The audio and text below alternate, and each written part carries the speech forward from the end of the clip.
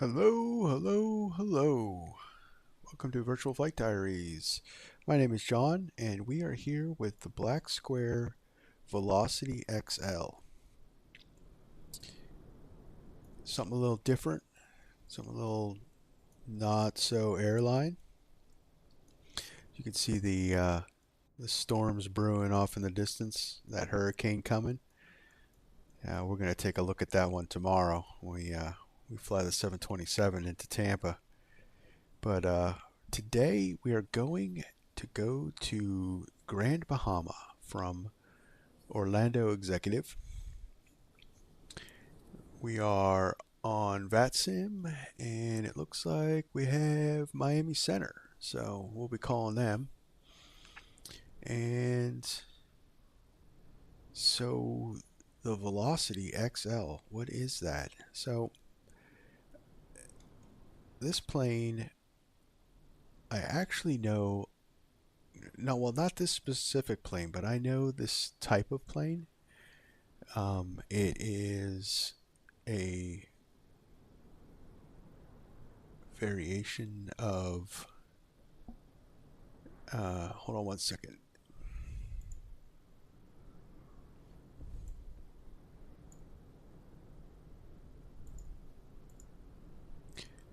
Let me just check my audio. I was hearing myself in an echo, so hopefully that wasn't echoing for you guys.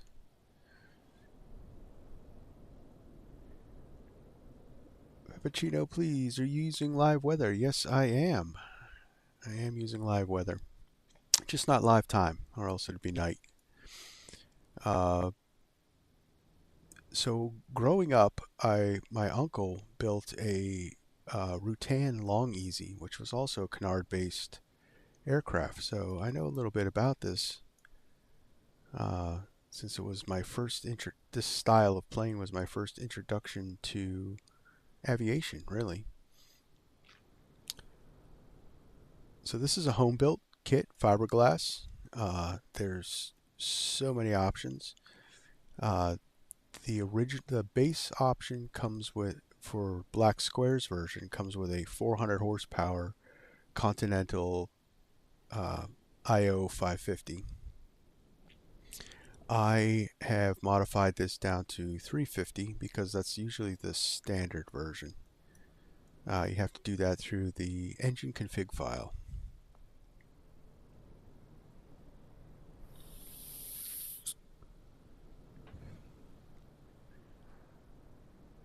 So, well, let's get started. Let's get going. Let's fire this puppy up. So I said it's all fiberglass, home built kit. This is modeled after the high-end version. So this would, in real life, would cost you about, altogether, about 300,000 according to my research. But we get to fly it for free. It looks like it's starting to rain. So let's get out of here. This is a pressurized aircraft. It can fly up to 25,000 feet. So the battery can come on. And Alt Master, and we'll turn the nav and strobe on for engine start. So this uses the G3X by working title.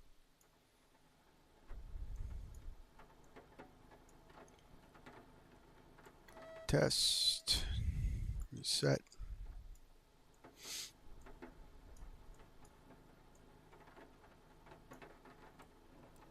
Mixture's full on. We turn the fuel on.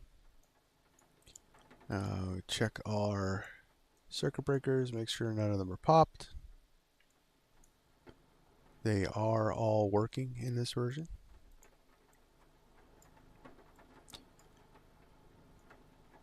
So canard aircraft is a little different because there's two lifting surfaces. This nose wing surface, called a canard, actually has a cantilever, so it's a lifting surface, which makes its flying characteristics a little different. And it's a little bit of a learning curve to land the plane and take off. well, not takeoff. Takeoff's pretty mundane, but to land the plane, you don't want to flare it too much because the nose will stall before the wings. So it's not a conventional flare like a Cessna. All right, fuel pump could come on. We see, check the fuel pressure. We have fuel pressure. It's good. Magnetos can come on, and then we will start the engine. Give it a little.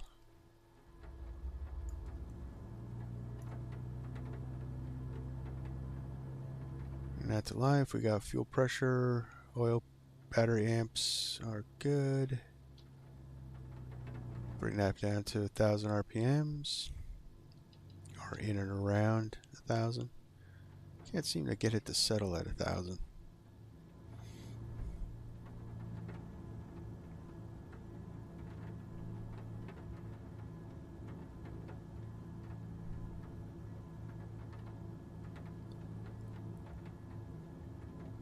All right, go back. So we have oil pressure, oil temperature's good. Wait for the cylinder temperature to come up, exhaust temperature needs to come up, and the turbine intake temperature, which is our turbocharger, which this one actually has twin turbochargers. So let's set up our fuel calculation here. We have, I forget, what was it, 22 gallons on board? Yeah, 44 gallons.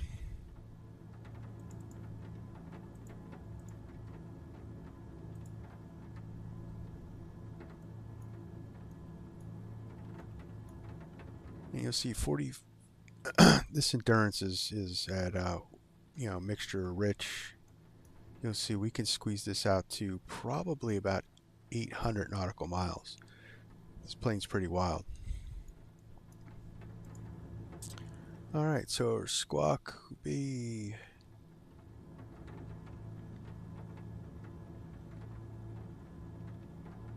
1537.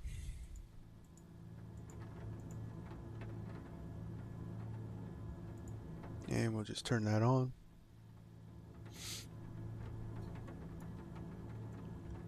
All right, so radio master can come on, and pitot heat can come on, and we'll kill the strobes for now as we sit here on the ground and get everything else set up.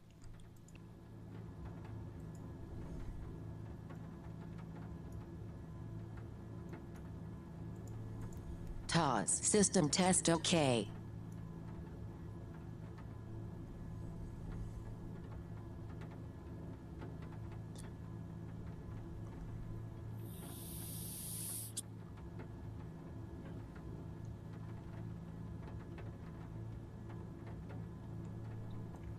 All right, let's get our flight plan in. We are going to TOLLZ.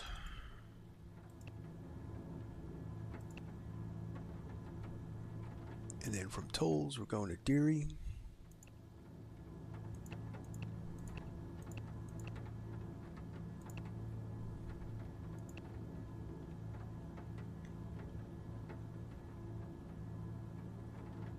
And DEARY, we're going to TRV, which I think is Treasure.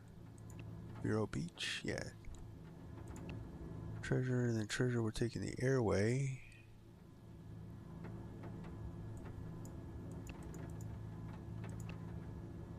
Out to Freeport.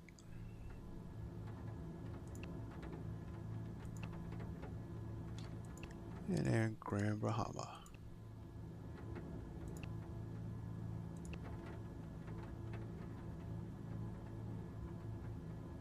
Oh, I misspelled that. All right, so it's MYGF.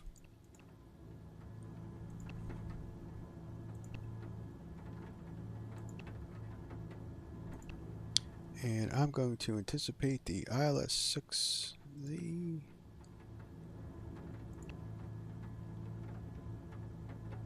With the DME 334L transition. Load that up. check that's all good.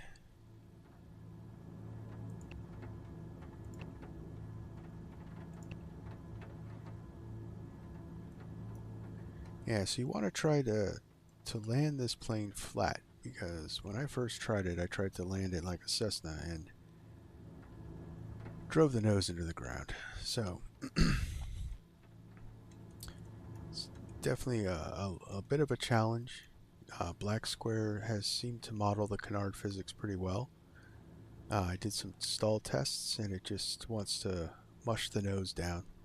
So the the safety thing of actually having a canard plane is that it won't stall. It won't drop the nose real crazy. It's very mild stall. It will not. It has a high resistance to spin. I'm not going to say it won't spin, but it almost self recovers from the stall. Because like I said, the rear wings never actually start to lose lift, so it just falls gain speed. That storm rolled right in, didn't it? Alright, so we'll be taking off runway 7. No departure. And we're going to be going direct to TOLLZ. So as soon as we take off, we'll contact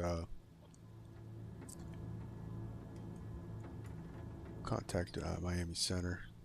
What's that frequency? Oh, Miami just went offline. Alright, well then, never mind on that.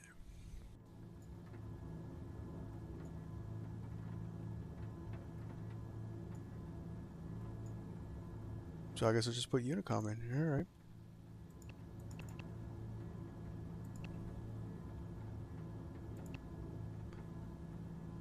And we'll go CTAF.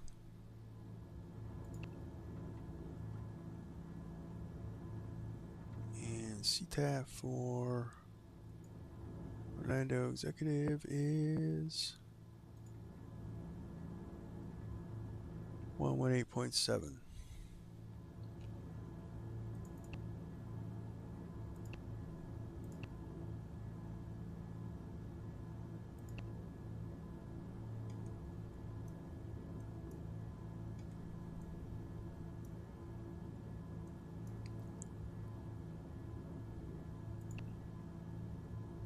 That's all in. All right.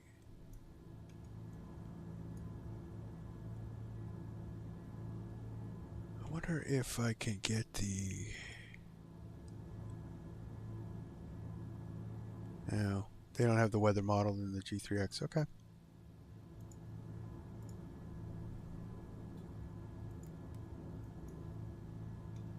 That is fine. So over here, since we have a map here, I am going to put the engine page up. And this is the setup I like to use. So very customizable.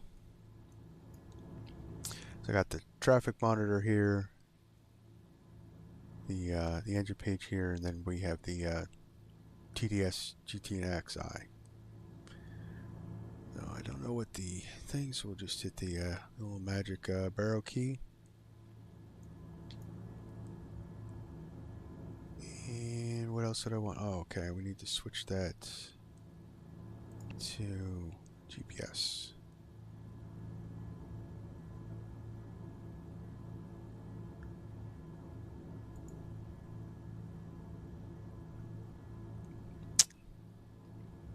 So one of the things you want to make sure, unless you have the ability, so I think this is the Pro version. So the Pro version can couple, but I usually keep it on external GPS.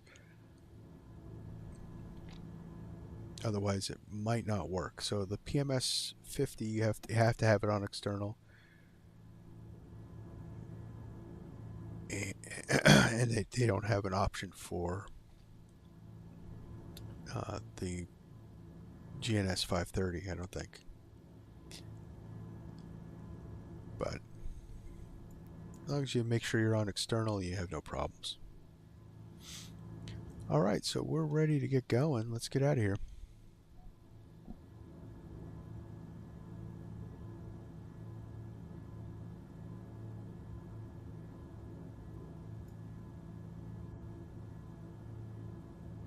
So runway 7 is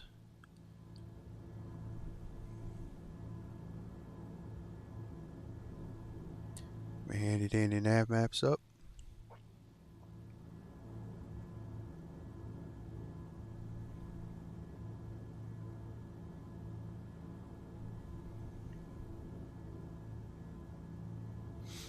So runway 7's down over here. So we'll head down there.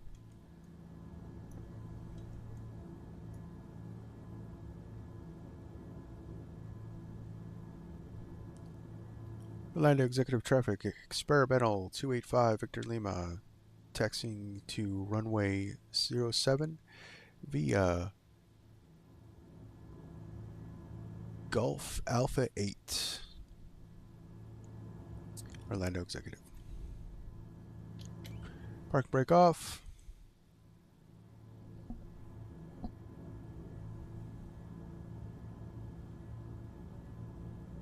So I just used a combination of rudder pedals and differential braking to steer. It's not too bad. It's pretty conventional. So my designation is experimental because it's a home built. So I would have an experimental airworthy certificate.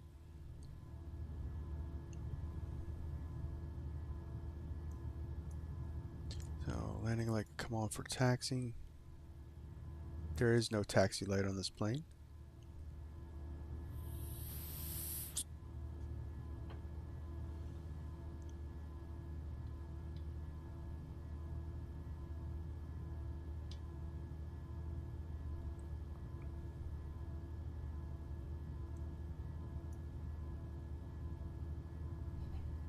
Forget where I got this or who makes this scenery. I got this off a marketplace, but it's pretty cool. Never been to Orlando Executive in real life. I was at Orlando Sanford International back in the day. I was actually applying for Karma Air Delta Flight Academy to become an airline pilot. Which, well, if everyone that knows this channel knows that that didn't come to fruition, but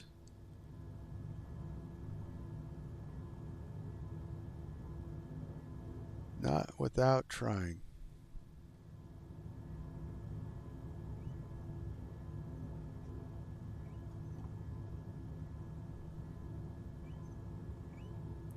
Little braking, little tune, give it some power.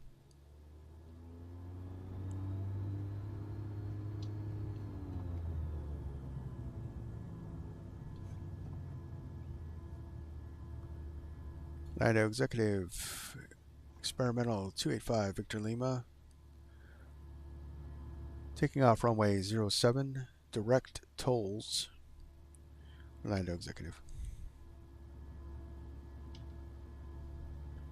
So this plane does not have flaps because of the dual lifting surfaces. If you would add flaps, it would just add more lift. So it would just float down the runway. A lot of these style planes do have spoilers or air brakes, and this one doesn't, unfortunately. That would be very helpful. Probably if I was building this plane myself, I would probably add it because we can. That's the great thing about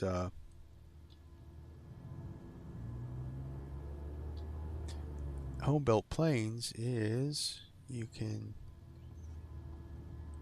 make your own modifications. Alright, so pitot heat on. Fuel pump on for takeoff. Landing light, strobe light, nav light on. Alright, we're looking good.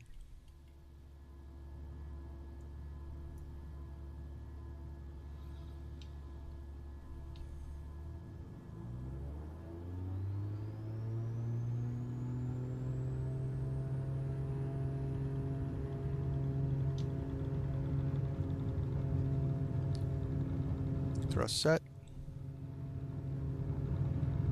We'll rotate and here we go. And we're off. Positive rate. Gear can come up.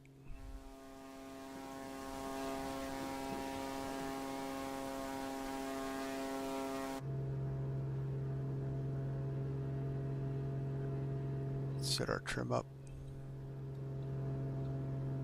So this thing is a rocket ship. So you don't want to keep it at full RPMs for too long, because actually he's yellow lining us.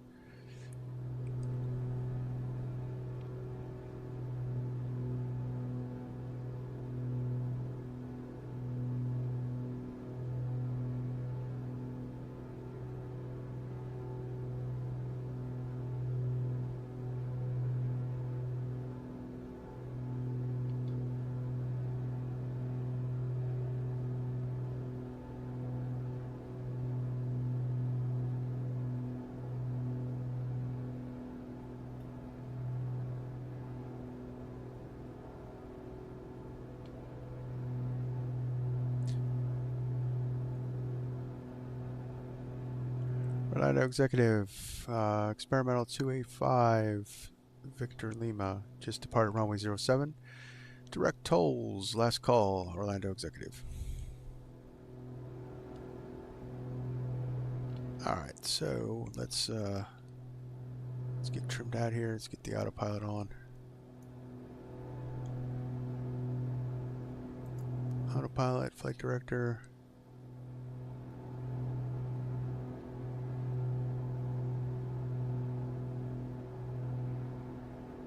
Or we'll shut the autopilot off because it doesn't want to work. And we'll hand fly us for a second until we figure out what the heck.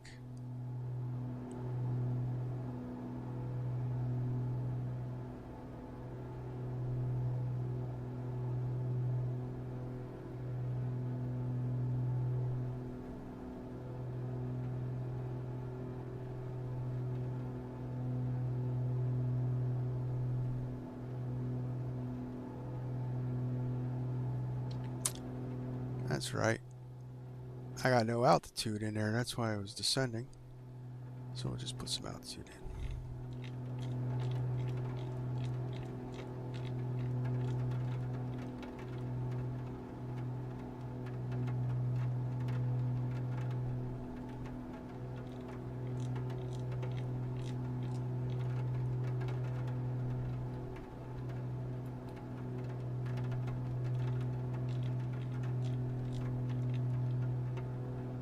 Alright, now let's try this. Autopilot on, IS hold, nav.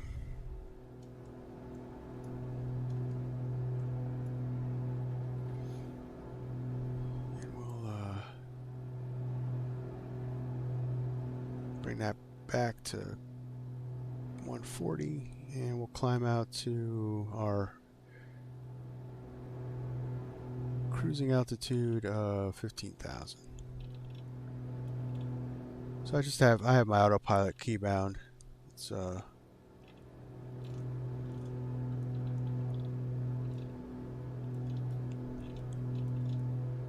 little easier.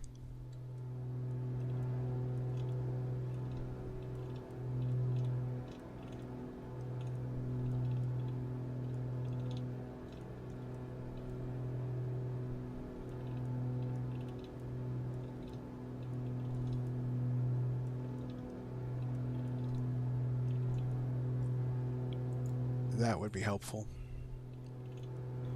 So the pressurization system is an automatic system, but there's a pneumatic door sealing So a little balloon blows up, sealing up the doors. So then it pressurizes. But you want to make sure you turn that on, or else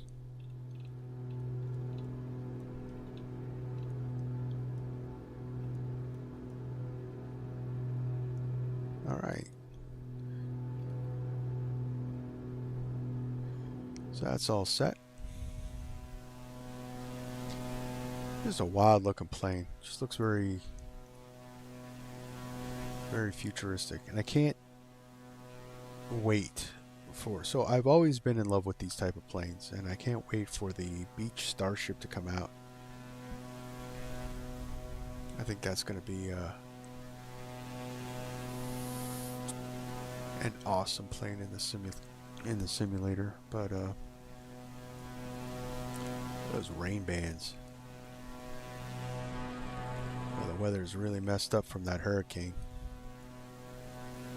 So yeah, tomorrow I'm going to take the 727 from Houston into Tampa tomorrow morning, Eastern Standard Time. The hurricane should be making landfall by then. So we're going to see if I can land at Tampa in the face of a hurricane. So that should be fun and interesting. With almost 100% chance of crashing.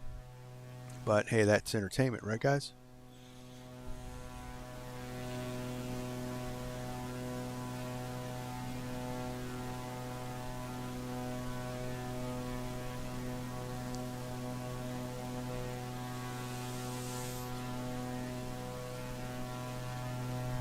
So, we're climbing through,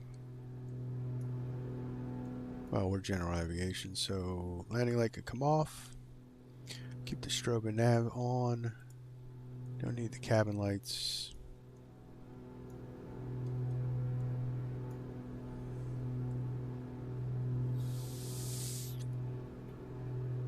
Cylinders look a little hot, although they're not indicating.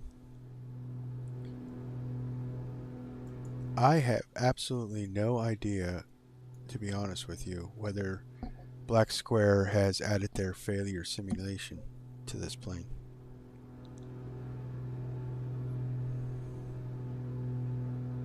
They did model the whole electrical system. All the circuit breakers work. As you can see, they're all lighting up.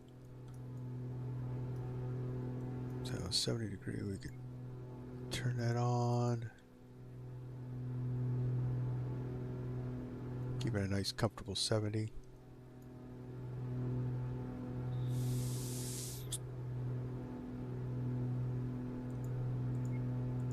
Nah, 70's good.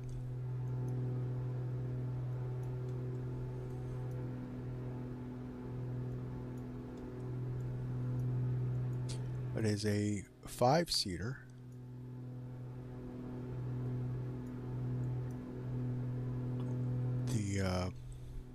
That's a 3-seat bench seat in the back, although it'd be really cramped.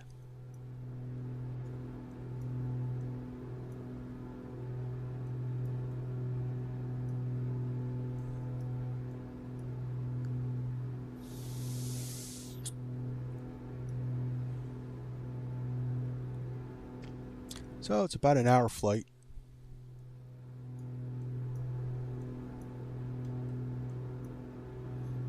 So we get up to cruise, get everything leaned out. So this has a lean find on it, which is actually pretty good. I think they use their EDM 760 coating for it. Turbine is running a little hot, so maybe we'll just dial that back a little bit, just in case they modeled some failures.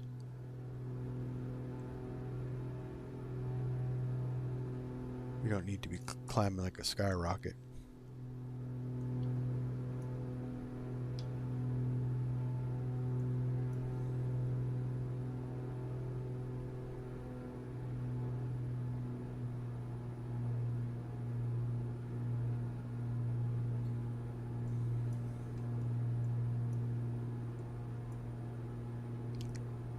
So this was the first presentation for Blacksquare's aircraft in the simulator, something like 3 years ago. And recently this year they did some updates on it for Sim Update 15 and some other tweaks. I mean, it was a pretty long changelog, and I think it's a really capable and fun plane to fly in the simulator. And I do believe they'll probably, just the way everything's set up, that they're probably going to add their tablet and failure model to the simulation. I don't see why they wouldn't.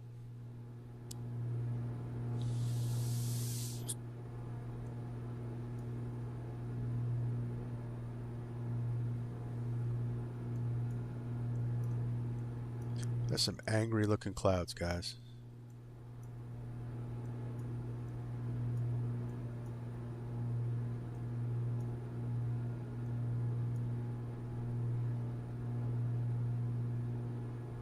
I was kind of hoping that the weather would hold out. I was just checking out some of the hurricane stuff down here in Florida today in the simulator, and it wasn't looking very promising, that's for sure.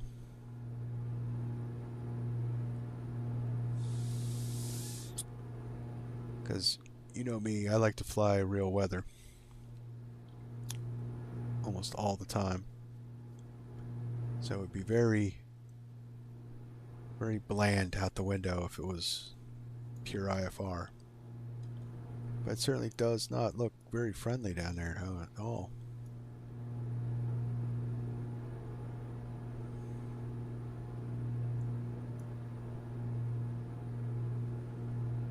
So one of the things they don't have modeled in here is the weather radar. I mean, we got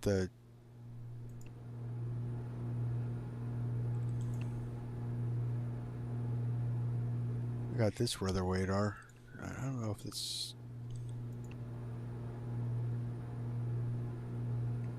Yeah, see, it's bugged out.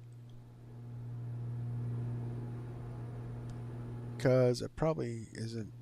Because I think the aircraft actually has to have a modeled weather radar. Oh well.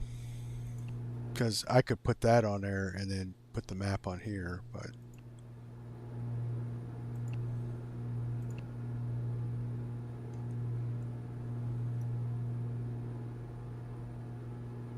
Alright, we're up to cruise, so let's get our power setting up. Go back to... We'll do 2323.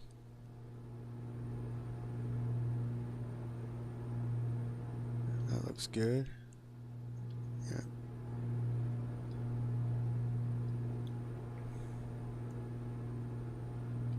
And we'll lean it out. So lean assist.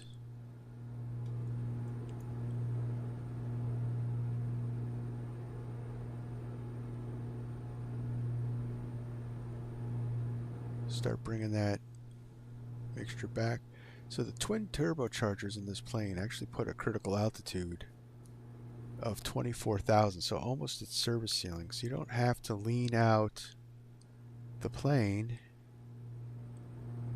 until you get to cruise. You can keep the mixture rich all the way up.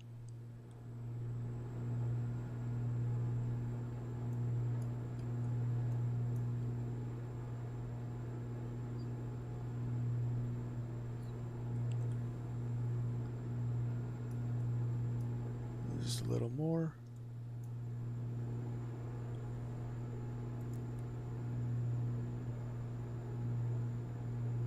Seven gallons, 7.9 gallons per hour. Not bad. Let's check out our fuel calculations. See, endurance, almost 5 hours, and that's the no wind range.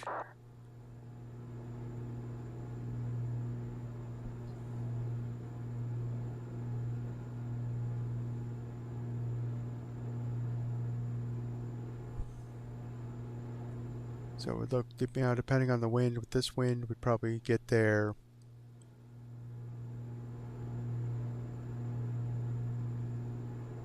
Now let's see, we're going almost 200, 204, 600 nautical miles. And that's with 40 gallons of fuel. Not bad. Not bad at all. With one person, full tank, this thing has a range of 1,600 nautical miles.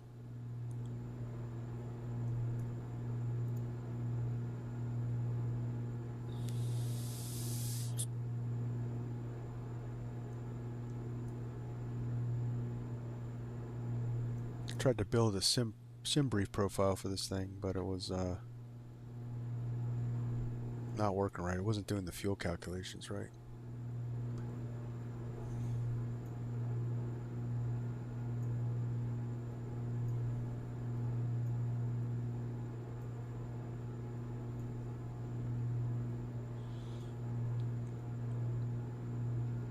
We have no traffic conflicts all the way there.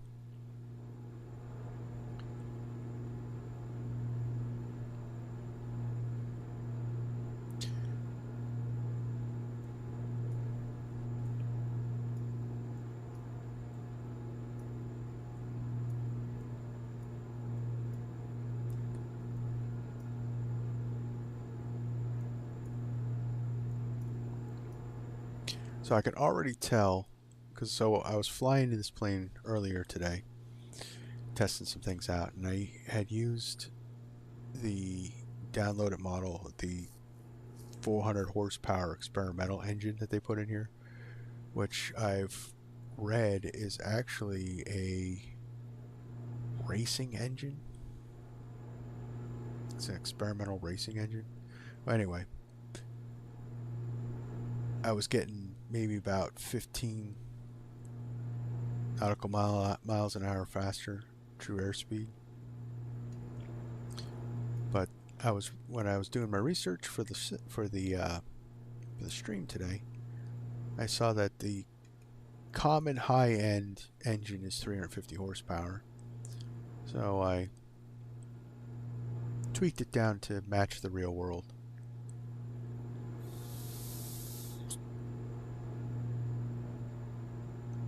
And these numbers are pretty close to what I've seen in the online, so. But it's hard to get a lot of specifics because these are home-built planes, and the numbers all change based on, you know, how you build them.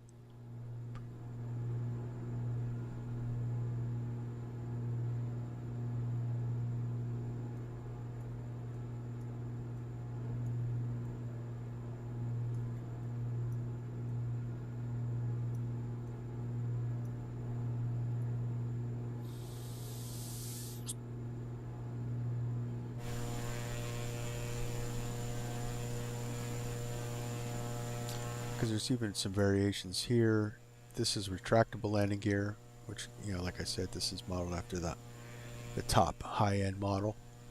There are cheaper versions that have fixed gear, and there was even a group of Velocity owners that outfitted their aircraft with a rocket engine.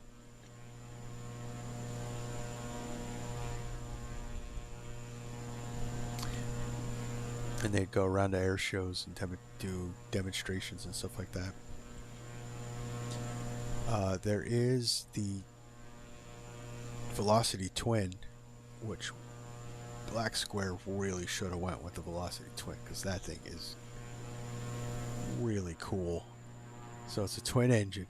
It looks like a little mini beach starship. I guess that's why I like it, but this thing looks like a race car, so. But I think we should have gone with the two engines, guys.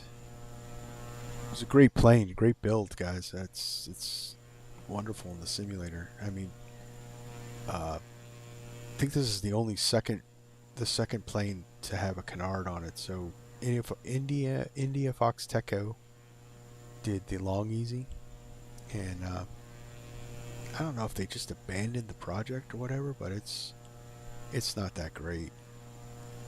I have it. I bought it just because it's a long easy, and that was what my uncle built, but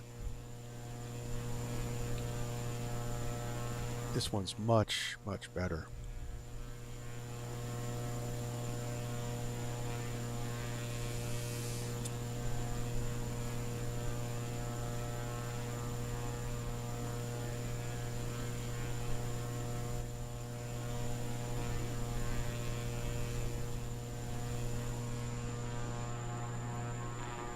So we're heading out towards Vero Beach, and that's when we'll catch our airway out over to the Bahamas.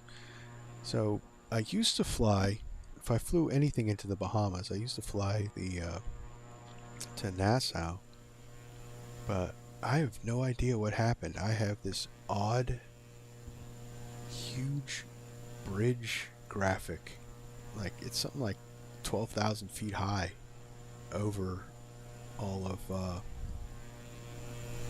Nassau, and I can't figure out how to get rid of it. I cleared my community folder out.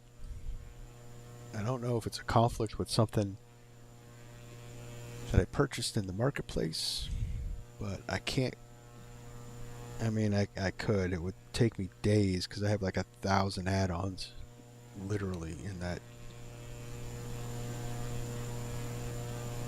from that marketplace over the past 4 years.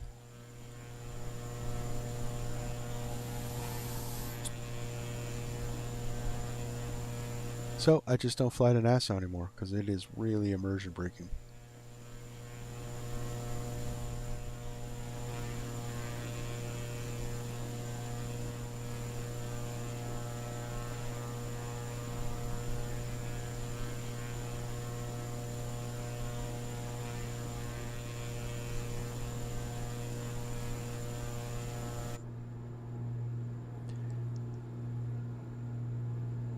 This plane's really good. I don't know why you don't see a lot of YouTubers flying it.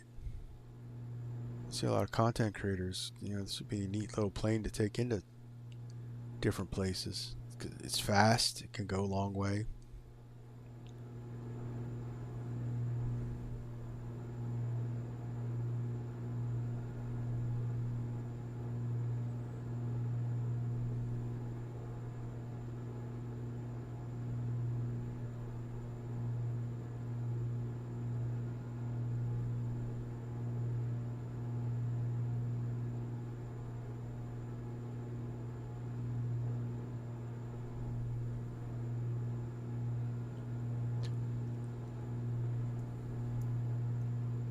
I know it is. It's a lot of people, other than I was watching, like V1 Simulation said, there's not a lot of people that actually like watching general aviation planes, just some hardcore guys. But every once in a while, I'd like to fly general aviation as well.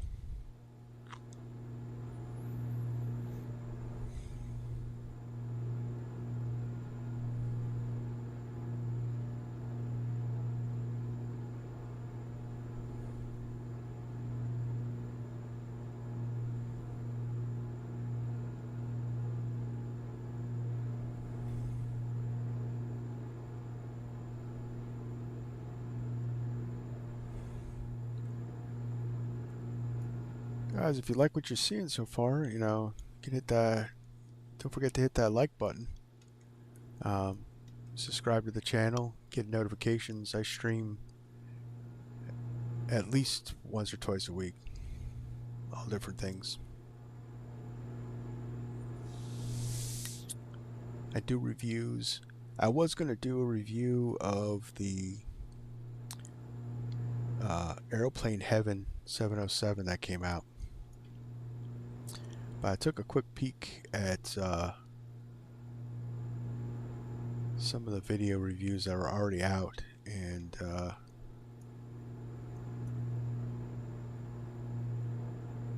it was not good. So I picked it up because it's only $10, just to get my own opinion of it, and I can't even bring myself to do it. It's bad. I don't. If I was a developer, I would not be proud of that product that I put out. I don't understand what it is. I guess it's all about some money, but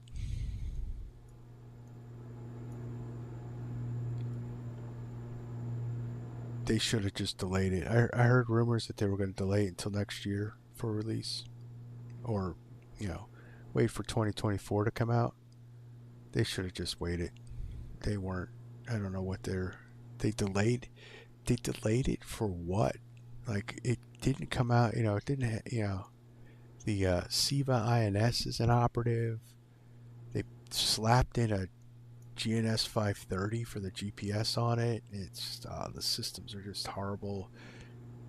It just reminds me of an FSX plane or PD3 or P3D. No, sounds are bad. It's just a lot of the planes that come out that that they have, because I have the premium deluxe, so they're all $10. Usually I just say, oh, it's good for $10. This isn't even good for $10. I kind of wished it was freeware, to be honest, because then I could have not have wasted $10.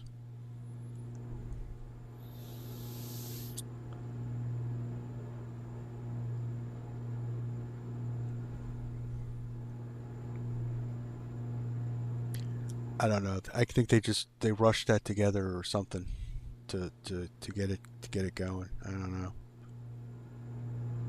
But somebody dropped the ball on that one. I mean, in airplane heaven doesn't have the greatest reputation, but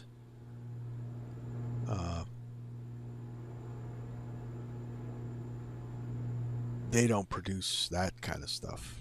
So who knows? Maybe someone who really loves the 707 and really knows how to mod things will create a mod, because like their DC3 wasn't that great either, but that Duckworks mod for it was fantastic and made that plane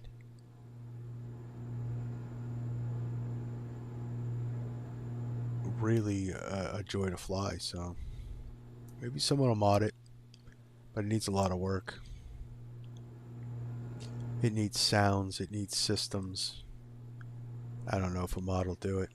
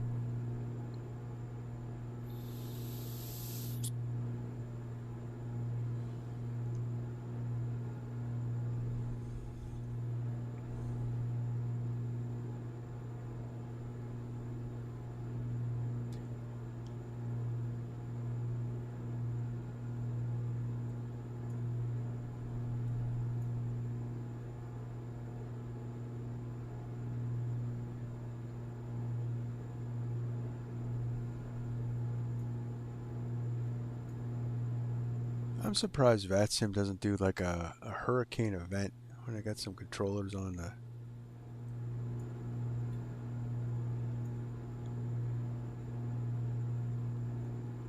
Because everyone's going to be flying in that area, because everybody wants to fly through a hurricane. Because why not, right? Can't do it in real life. So we probably should do it in our fake life.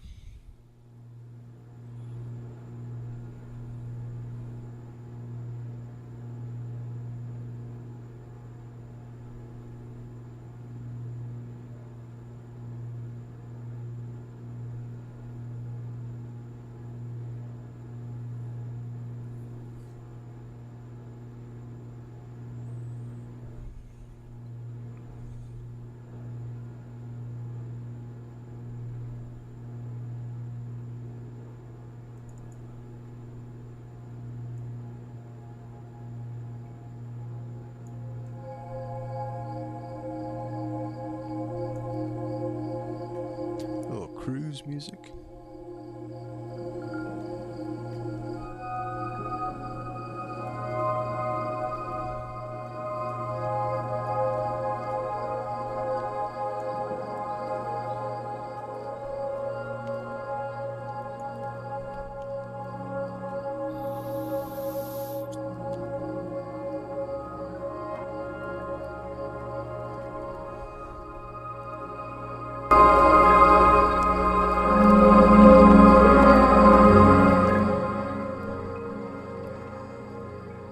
No, we don't want it that loud.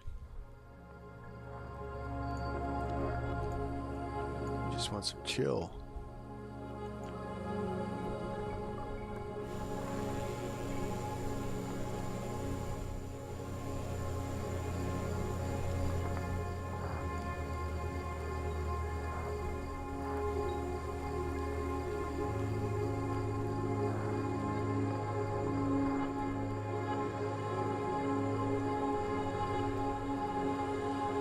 That's cool.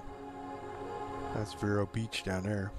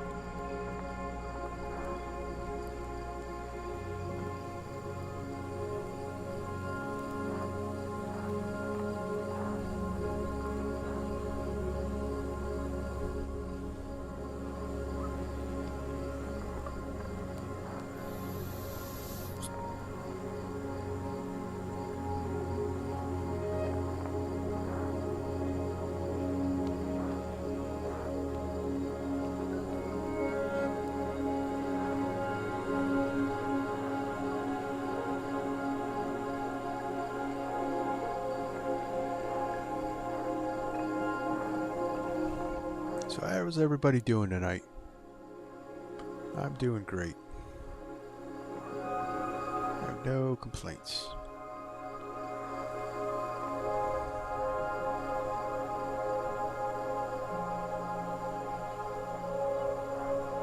Got no work tomorrow, so I'm just chilling on Flight Simulator.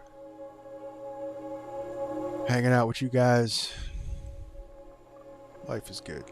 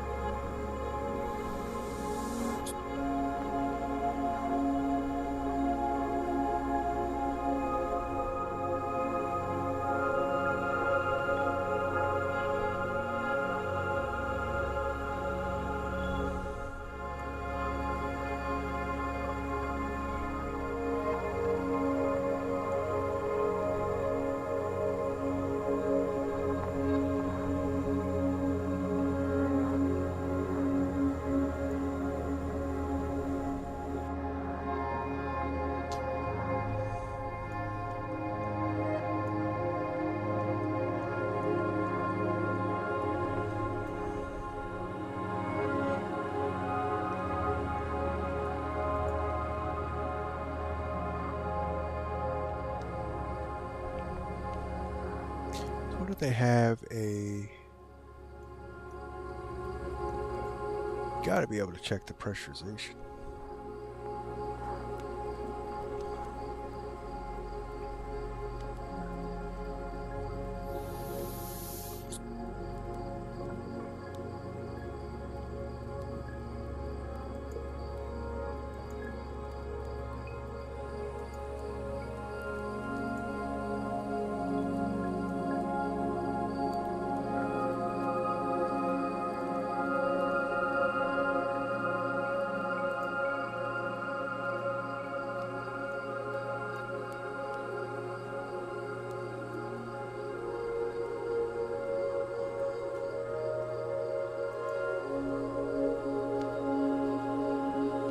That's pretty cool. I can import my Symbree flight plane into the G3X. I like that.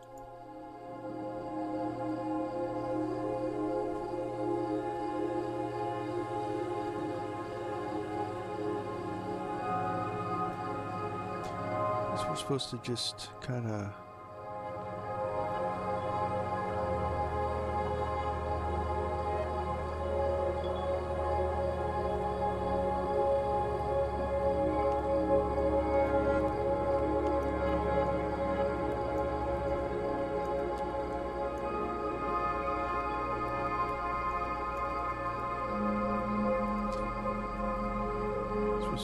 assume that our pressurization's right.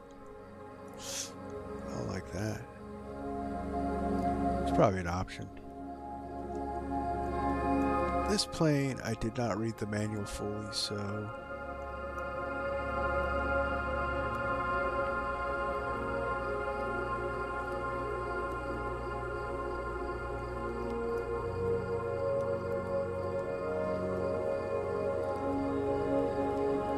definitely guarantee there's something in there about that.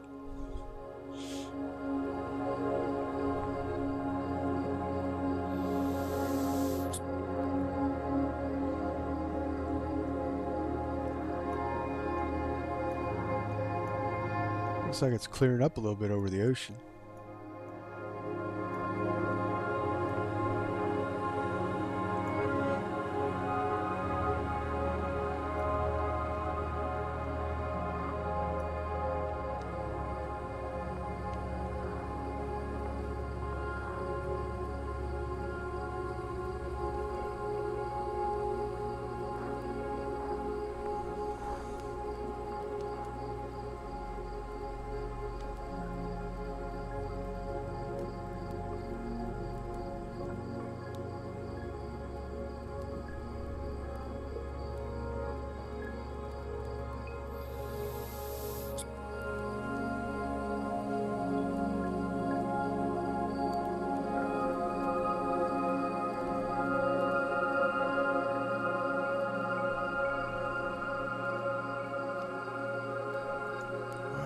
Standby. I thought I turned you on.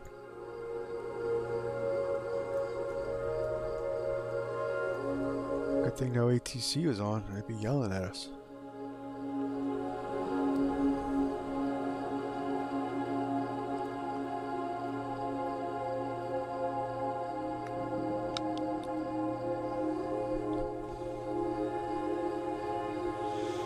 Yeah, so to top it off tomorrow, we're flying that 727 with the SIVA, so we slant whiskey. No GPS for that, so that'll make it even more spicy.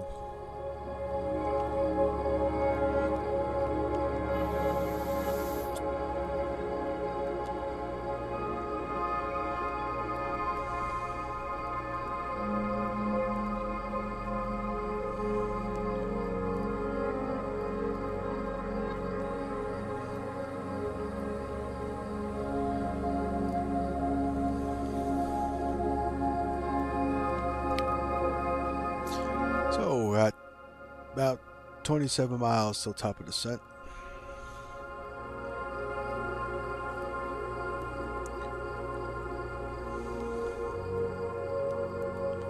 This thing at VNAV?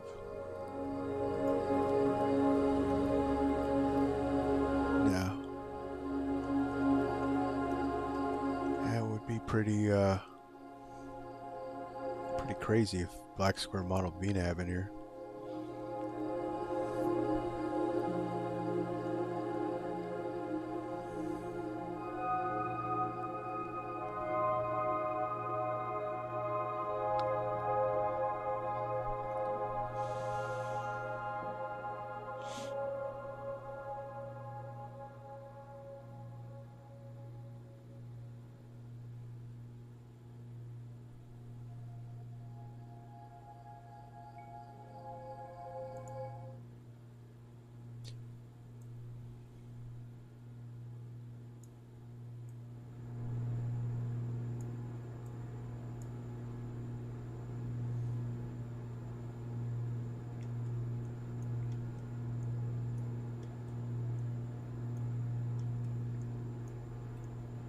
take a look at some of the other systems.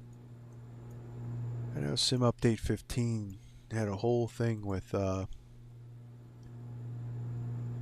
G3X. That's what this update was. This last update with Blacksquare was to bring it up to the working title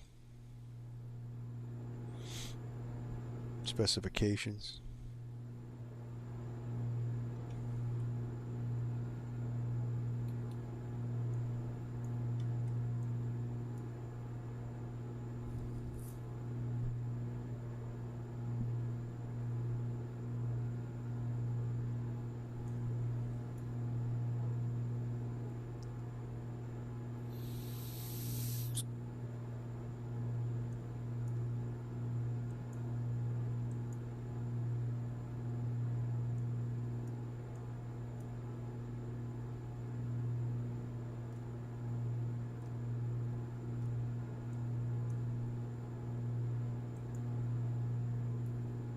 So we got satellites.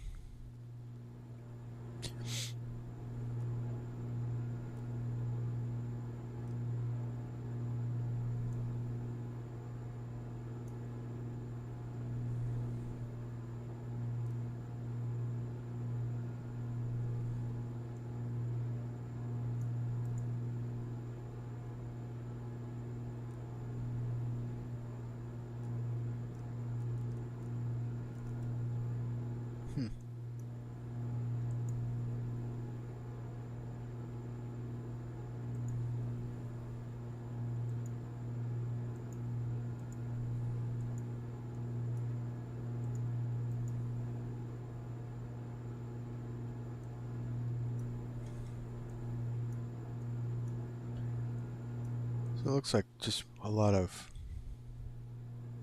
eye candy, I guess.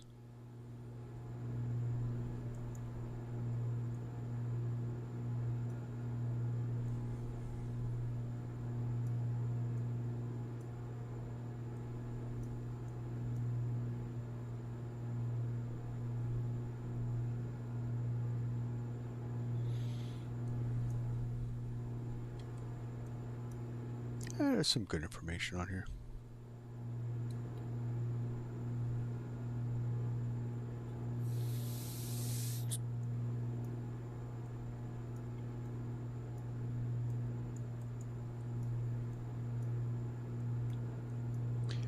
It'd be cool if Blacksquare would bring this up to Duke standards and throw in a Boris AudioWorks sound pack into this thing. That would definitely be crazy.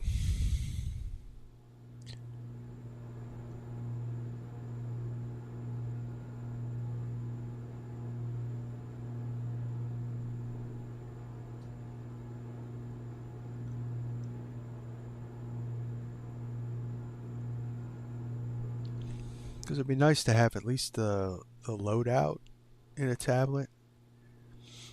The Asobo interface is just meh.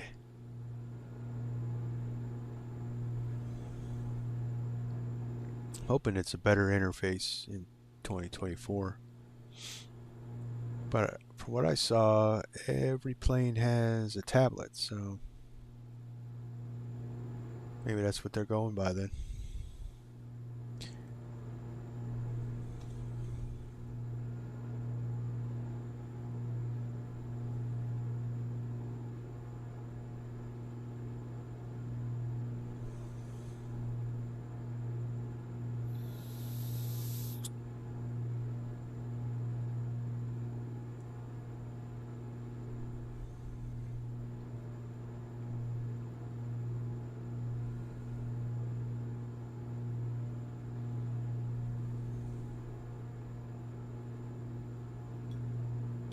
So about 20 minutes out from our top of descent. And I'll probably just start to descend a little early because we look.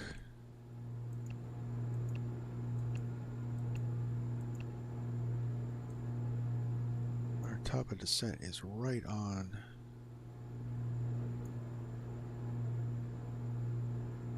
top of this actually, you know what? You know what I'll do? How about we activate the approach and go direct to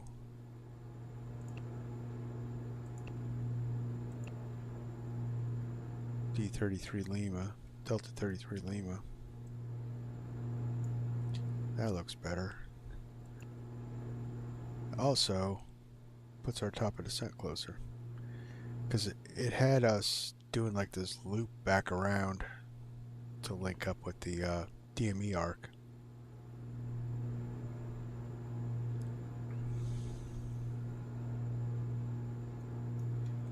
The Bahamas isn't very far from Florida.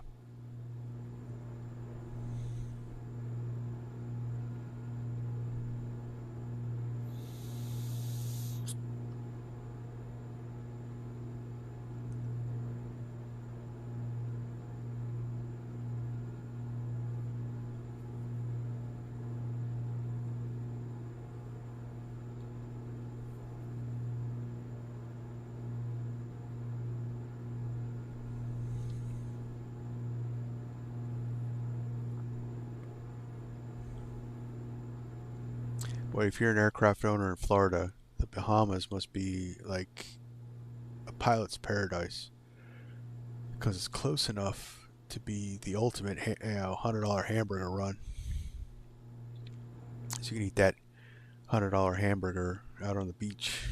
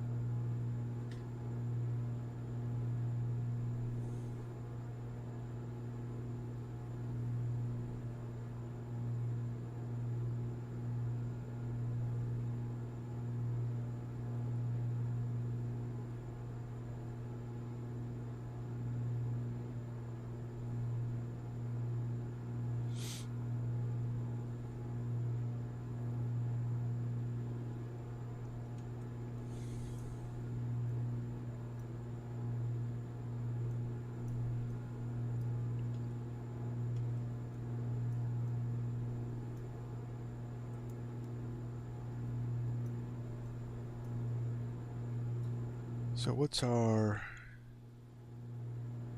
intercept altitude for ILS 06?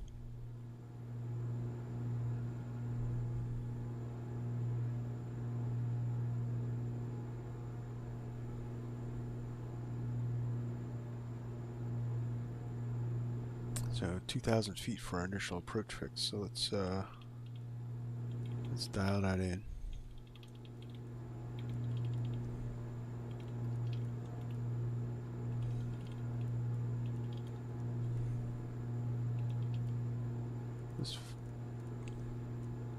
Nope, doesn't move it any faster.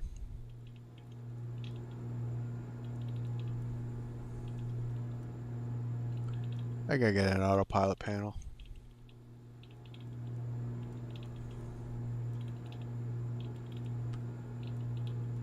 I did order the Wing, but that's been on back order for me for about a month and a half now. It almost feels like they forgot about me.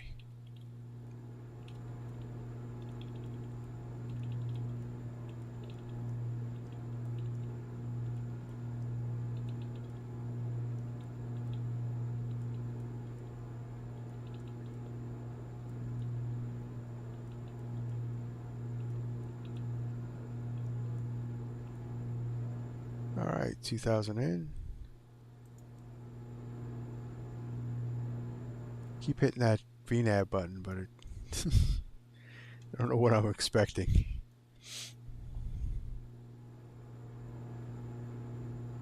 Alright, 109.7 is our frequency. So let's get a heading of 68.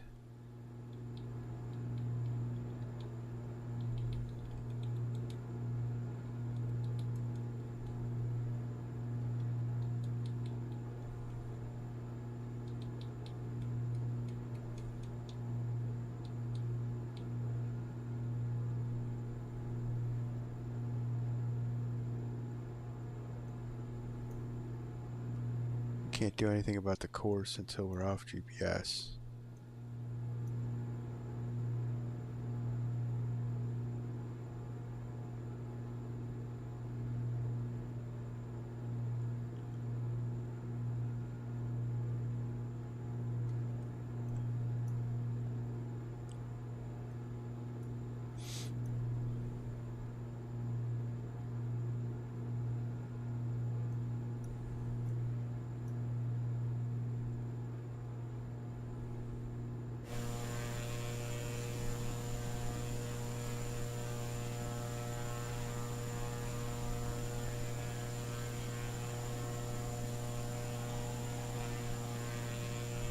Look at that.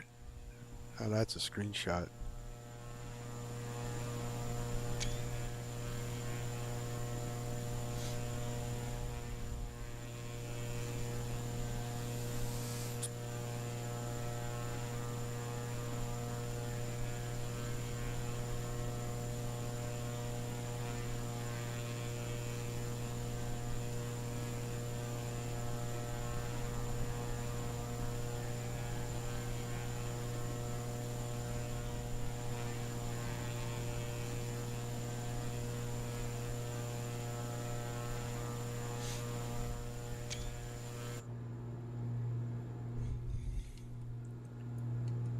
Alright, so should be coming in shortly here.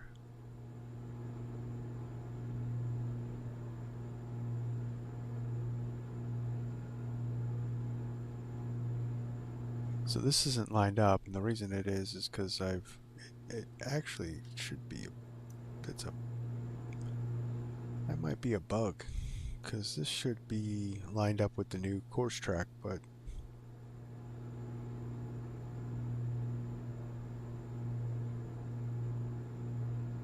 oh well.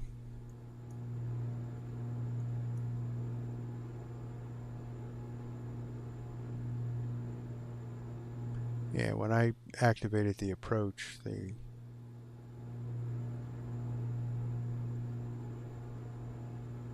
it's saying we're off our original flight plan.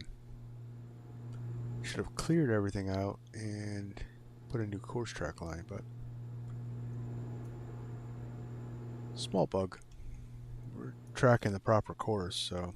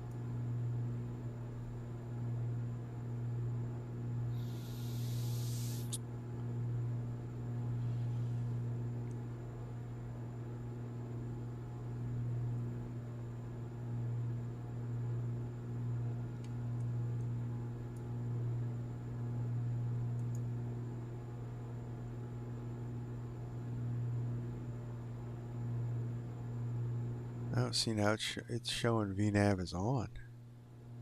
Huh.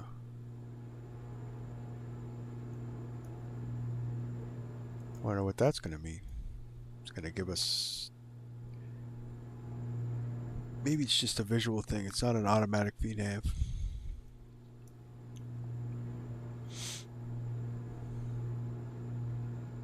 Because you would think you would want V out to be armed if it was an actual VNAV.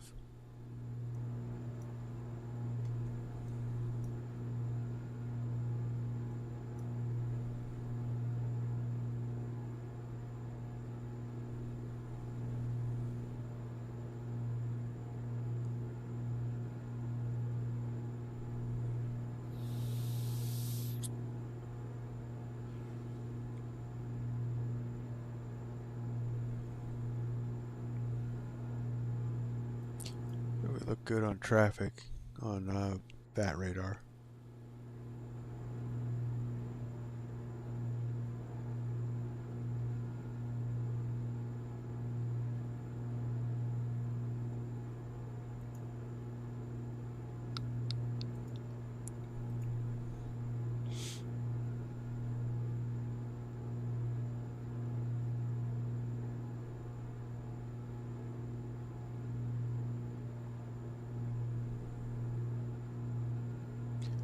It's got an estimated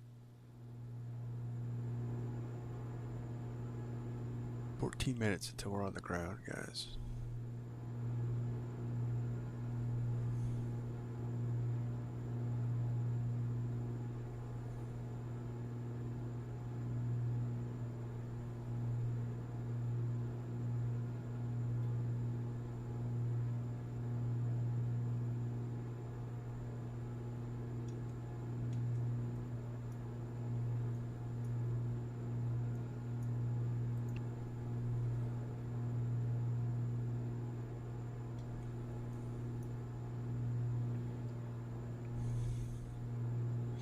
Yeah, it looks like we're going to be visual for our approach.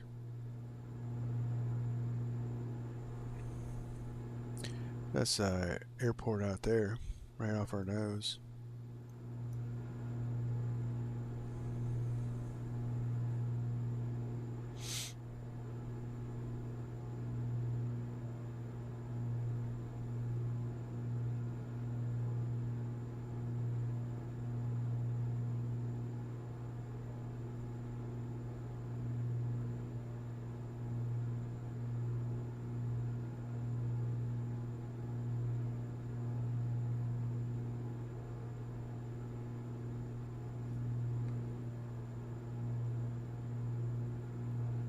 Grand Bahama traffic. Experimental 285 Victor Lima, leaving 15,000 feet for 2,000. Descending for the ILS Zulu runway 06 approach. Vertical track. Grand Bahama traffic.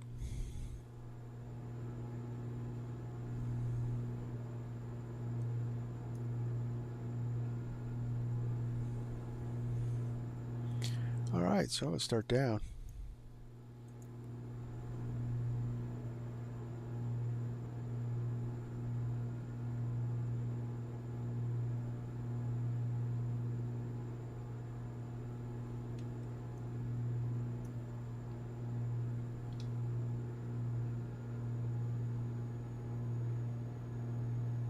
Power back to 20 inches on the manifold pressure.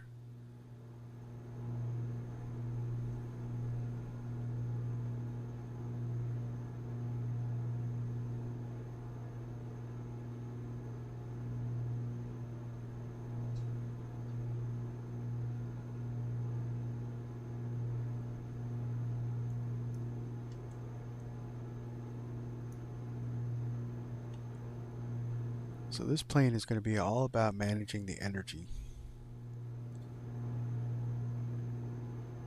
because there's no flaps, like I said.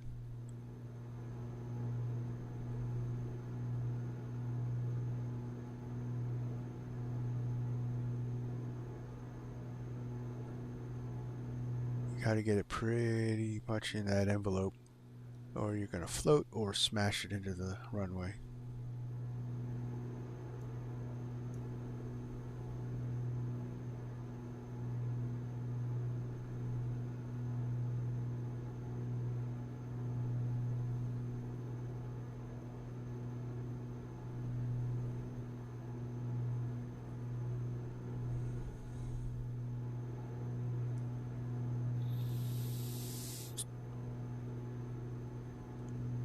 which does not like crosswinds.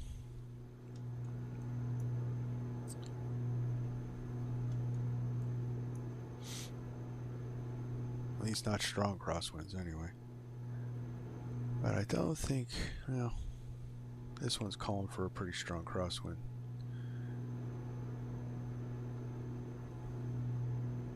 Yeah, not too strong. 10 knots. 4 knot headwind into the landing. Well, we'll see what happens.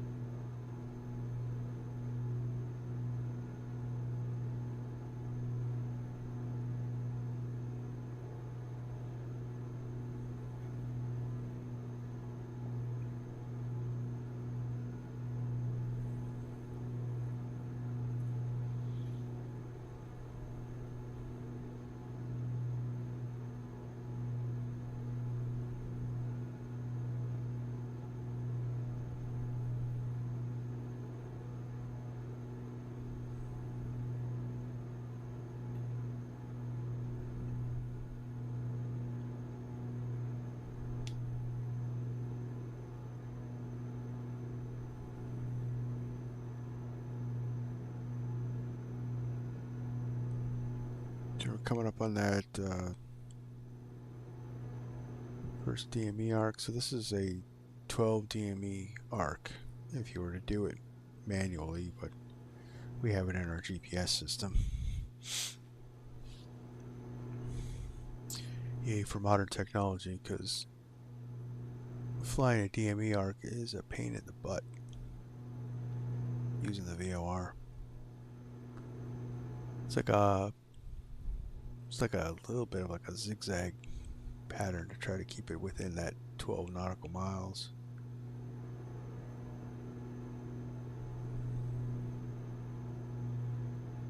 So you go out away from it, come back in, go out, come back in, and it kind of just like a jagged arc into the fix.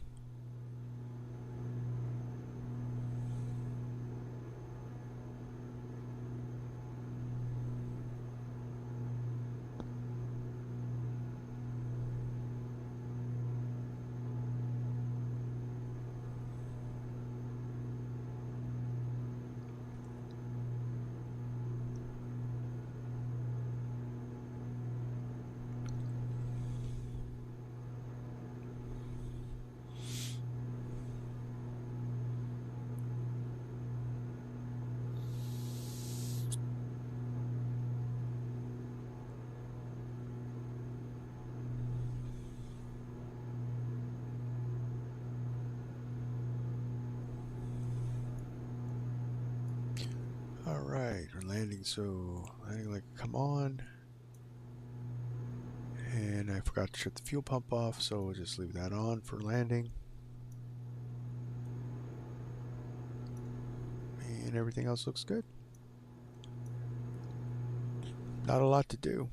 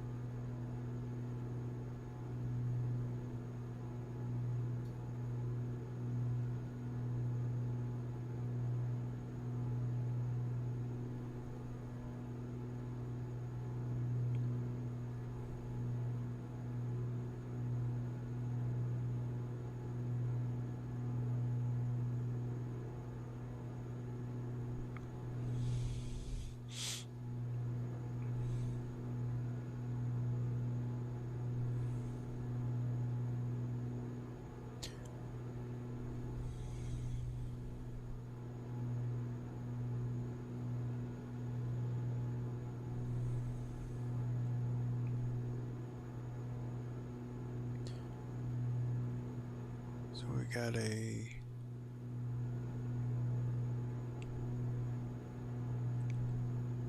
looks about a 10-mile final. So I'll call that when we turn in.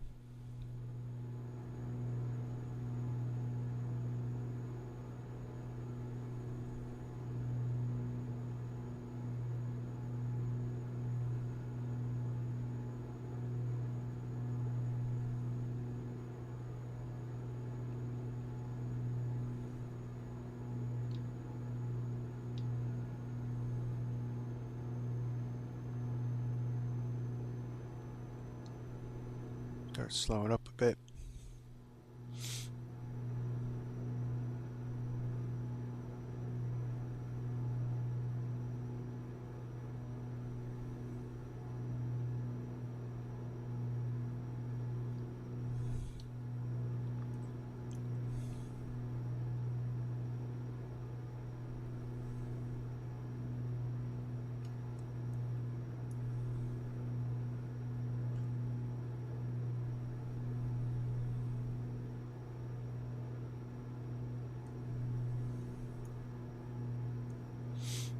So there's our airport. There's like a harbor there. Some pretty cool scenery there.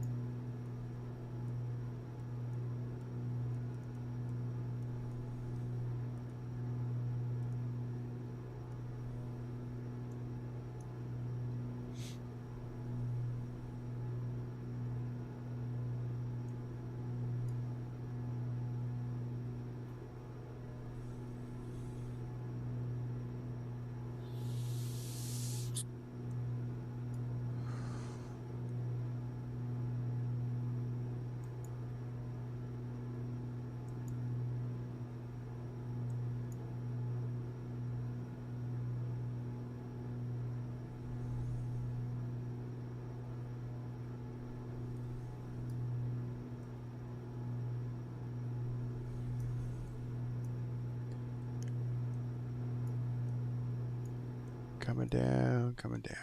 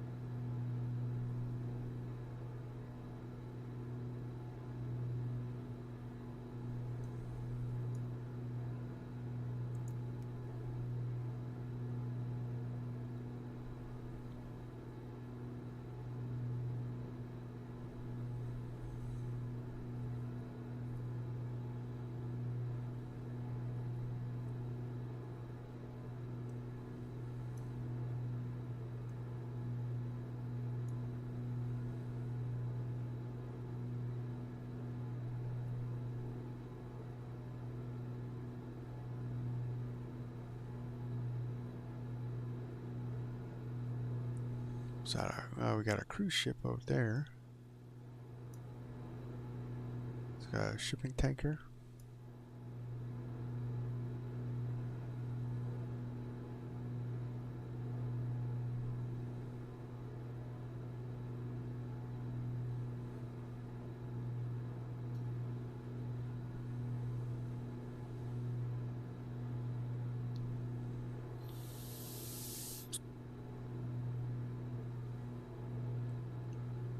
1,000 to go.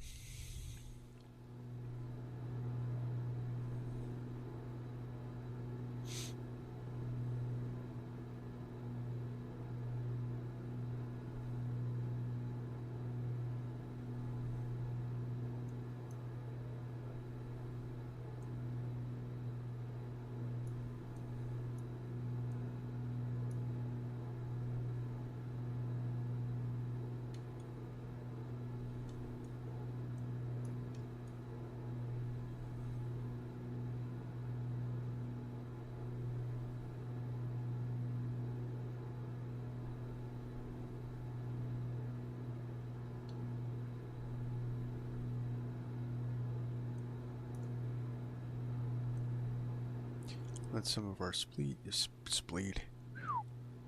Let some of our speed bleed off.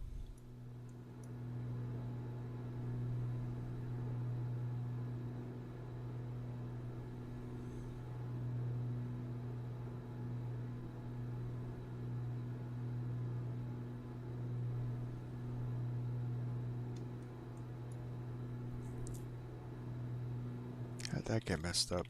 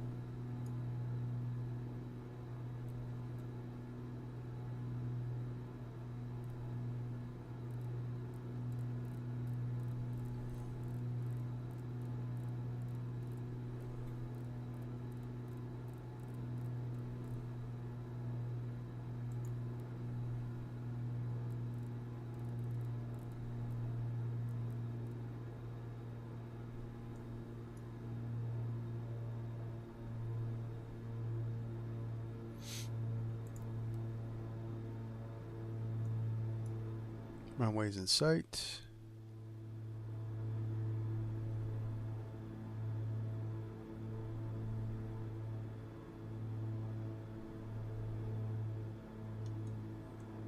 That's a little aggressive. And I'm not paying attention. Let's get some power in there. All those aggressive S-turns.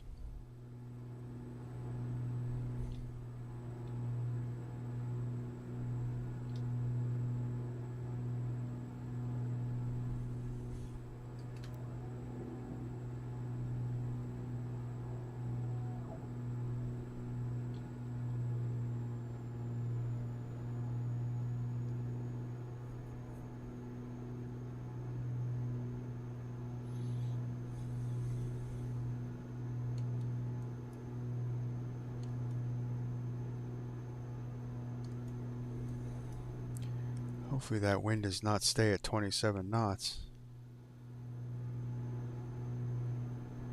That's a little more than this plane can do.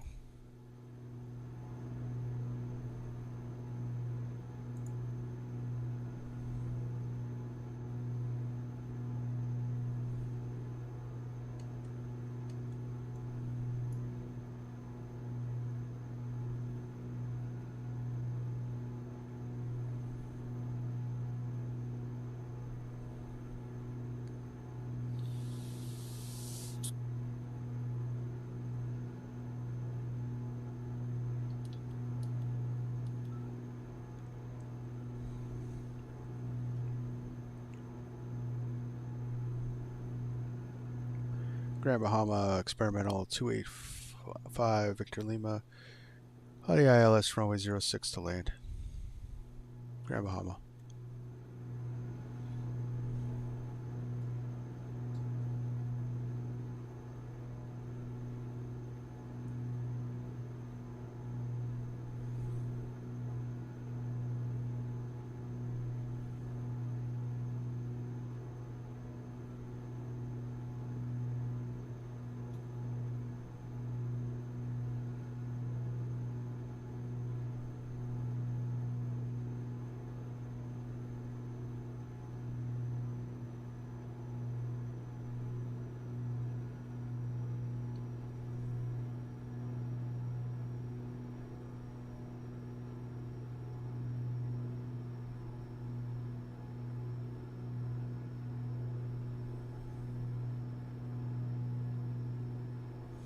It's a heck of a crosswind on a plane that doesn't like crosswinds.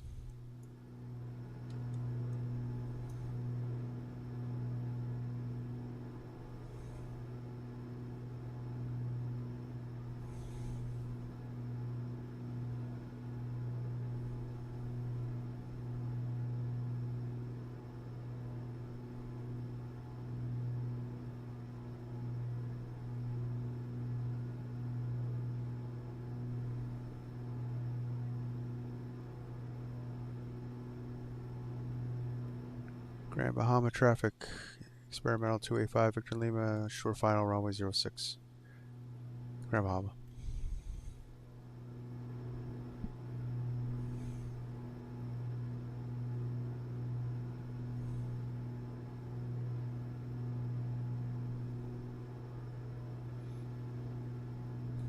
Alright, autopilot off.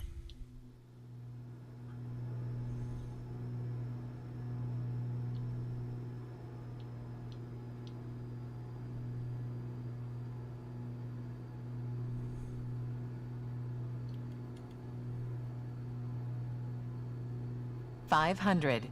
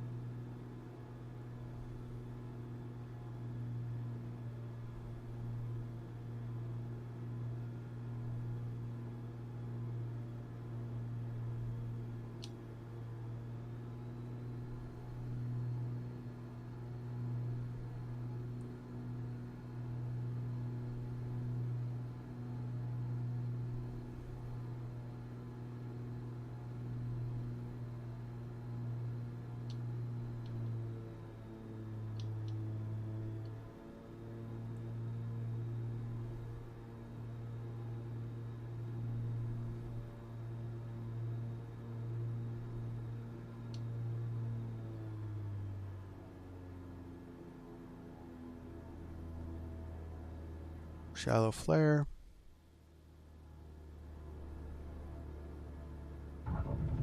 Oof. That was a little stiff. Like I said, doesn't like crosswinds.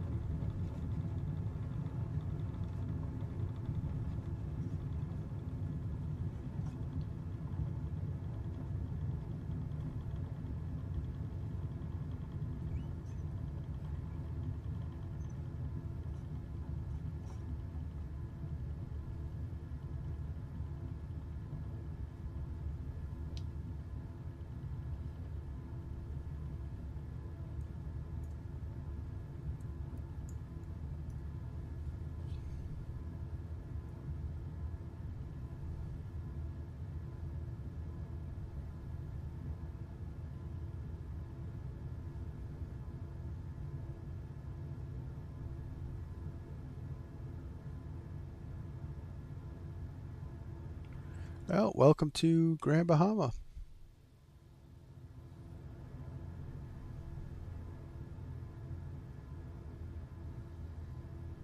Actually, the weather's quite lovely. It's actually a pretty long taxi, actually, back to the ramp.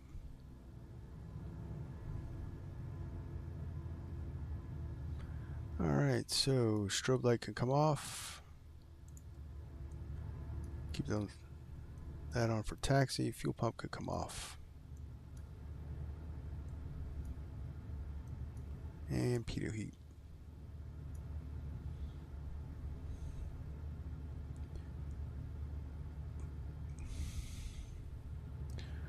One last thing, these planes look so unique.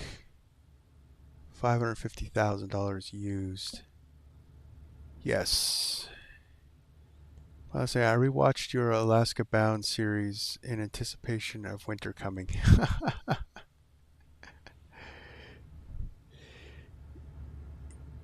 Yeah, yeah. I mean, it was a good landing. I mean, considering this plane does not like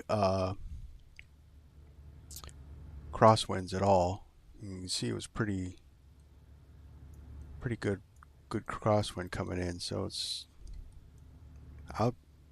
I'll say it's a great landing. Of course, like the old adage says, you know, and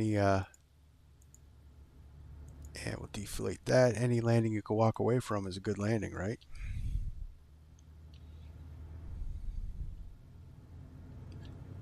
But we made it to the Bahamas. So get out of Florida before that hurricane hits.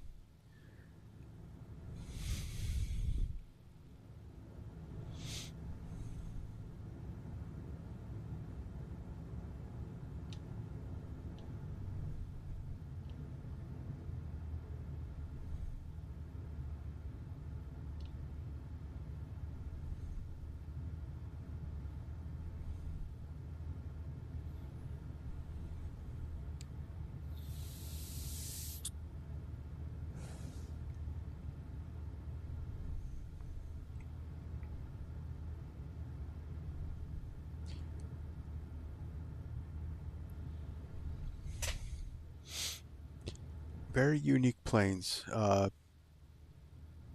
They do not stall like a normal plane, except when they lose power.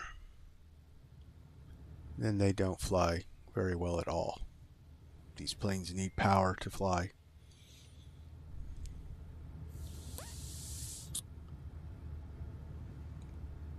I mean, they glide pretty good straight and level, but if you have to turn,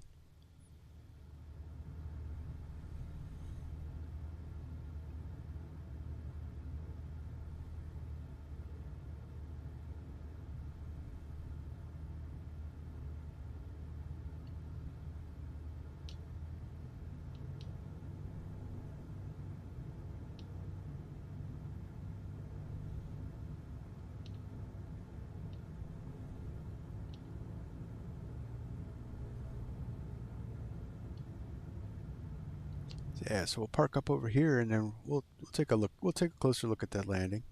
See if there's Monday night quarterback it.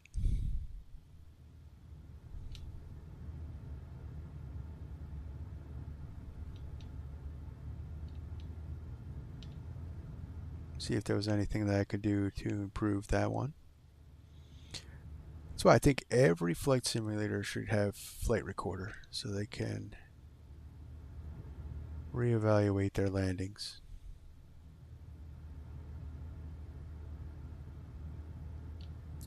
So, like I said, welcome to Grand Bahama. Park up over here. Everybody can get out and check in with customs, get their visa stamped, and then we can go anywhere we want in the Bahamas after that.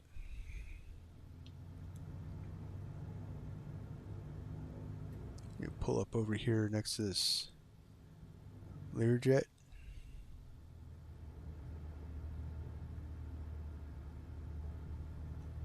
So I think that's a Cessna Longitude.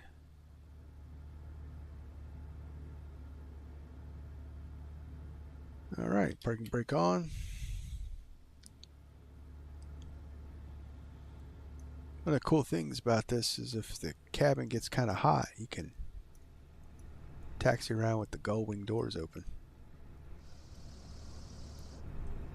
See a lot of pilots doing that actually. All right, so landing light come off.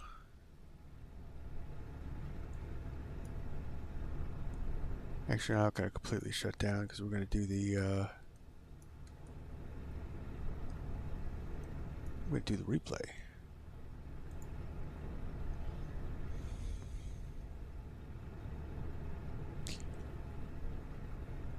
Well, let's say, are you doing live weather on tomorrow? Absolutely. That's going to be the spice of it. We're going to land in Tampa, and according to the weather, Helene should be making landfall right around there.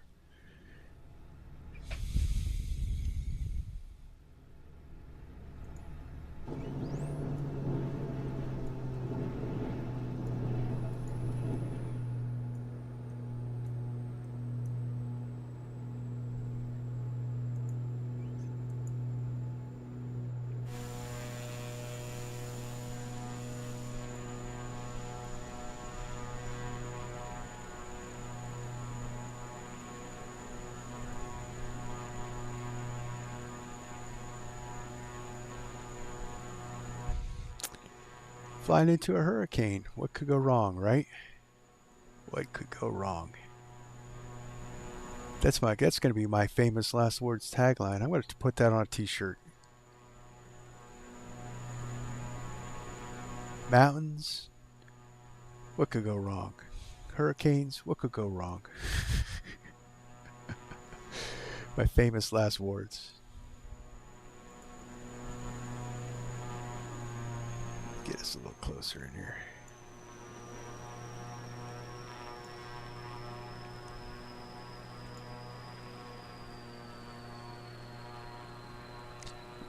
Yeah, I should have it. I already have a merch store. I should add another t-shirt on there. I'll have to come up with a design.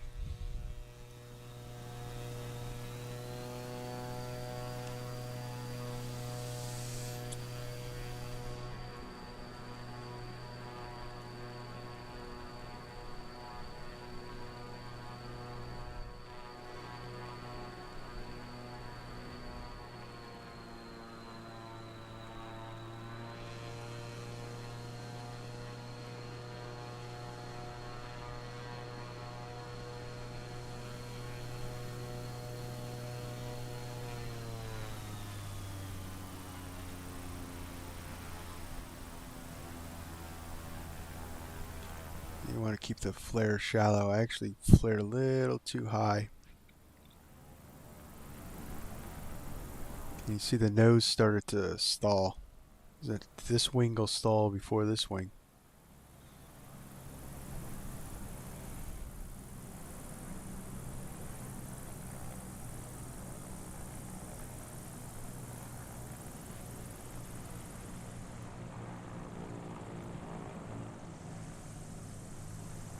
But no, not too bad. Let's see what the 1.1. You'd have felt it a little bit, but you wouldn't have felt it that bad. So not quite a greaser, but I would say it's a normal landing.